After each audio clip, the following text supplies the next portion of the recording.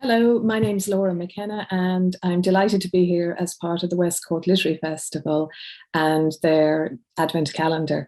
And I'm going to read from my book, which is called Words to Shape My Name, and it was published this year by New Island. The novel is concerned with the relationship between Lord Edward Fitzgerald and his manservant, Tony Small. But I'm going to read a passage from the beginning of the book, and the narrator here is Tony Small's daughter, whose name is Harriet, and it's set in 12th of May, 1857. May is a month what I hold in particular fondness after the gloom and dark of winter has passed. London offers little cheer during those earlier dark months, and I look forward to my journey through the countryside and my visit to Baba's grave. So last week I took a hansom cab outside Euston Station, as was my habit. The driver accepted my price once I told him I'd made the journey every year for the past 20 and knew better than he how far and how much, and it would serve him ill to talk of half-mile fares and time spent standing, for I could just as easy give my custom to the next man, whose horse looked a deal livelier than his and would likely do it for less than £1. He raised both his hands in a gesture of defeat. We passed straight through Wimbledon and on to St. Mary's. I instructed the driver to take himself and his cab some distance hence, for I had no wish that he should sit up there looking down on my comings and goings, he being a cold sort, darkly whiskered and darkly dressed, in the manner of drivers who think they're gentlemen when they are no such thing. I made for the far boundary wall to my parents' grave, marked not by any stonemason's handiwork, but a metal cross fashioned by myself from some ironmongery what came my way. Nothing fancy, only 2 spiraled bars wrapped tight, on which I'd once chalked their names, but the rain is no observer of such formalities.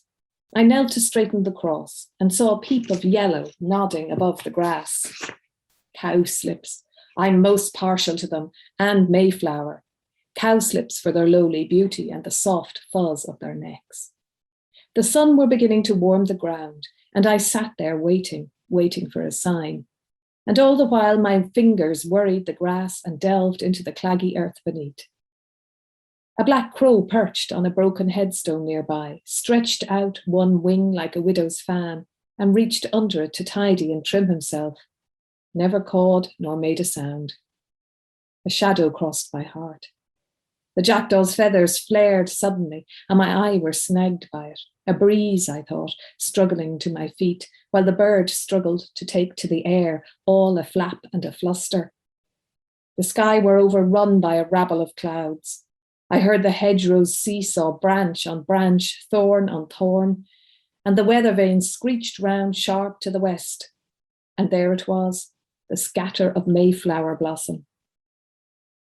Now you may think it strange for a woman of my years, being almost 60, to stand atop a grave with her arms thrown wide and her eyes closed and her head flung back while the Mayflower shakes out her petals.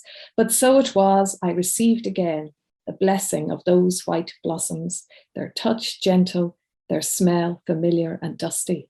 An scac gal, my ma used to call it in her Gaelic tongue, though she never cared for it, being superstitious for such things. The jack-chat calls of the birds scattered my rememberings, and I opened my eyes to see them circling above me, 3 of them, smuts blown about by the breeze. And then that cough, that sound, a hem. Excuse my impertinence, but I wonder if I have the pleasure of addressing the daughter of a Mr. Anthony Small.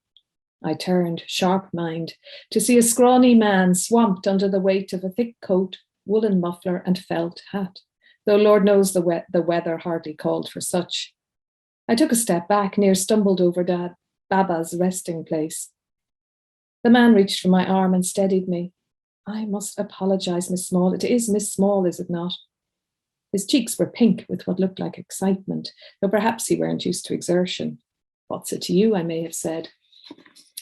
Oh, it is you, I'm certain of it. I can hardly believe it. He clapped his hands together. Oh, this is too good. What a happy occurrence.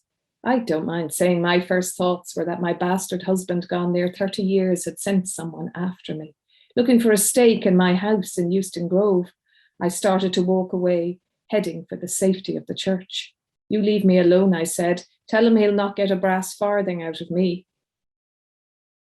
The man had no trouble keeping pace with me. No, no, please, Miss Small. I don't know this man you speak of. I have been sent by another, a Lady Lucy Foley. You may have known her as Lady Lucy Fitzgerald. That stopped me in my tracks. His face fizzed with delight. Lady Lucy Fitzgerald. Was she still alive? Perhaps he could tell my thoughts. She died 6 years ago. I turned from him. Wait, he called after me. She left detailed instructions, a kind of treasure hunt. Please allow me to introduce myself.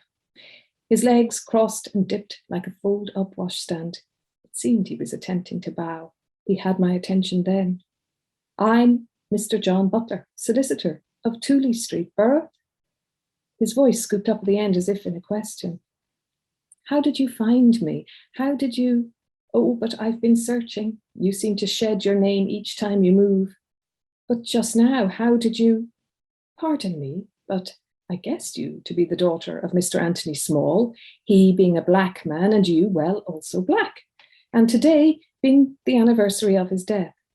Last year, the verger mentioned a lady such as you had visited, and I, alas, too late, too late. I hoped against hope that you might visit on this day again, and that this year I might find you. He paused, removing his hat, one bone-thin hand appearing from his overlong sleeve. His pale blue eyes swam over me. Where's the harm, I thought, extending my hand to his.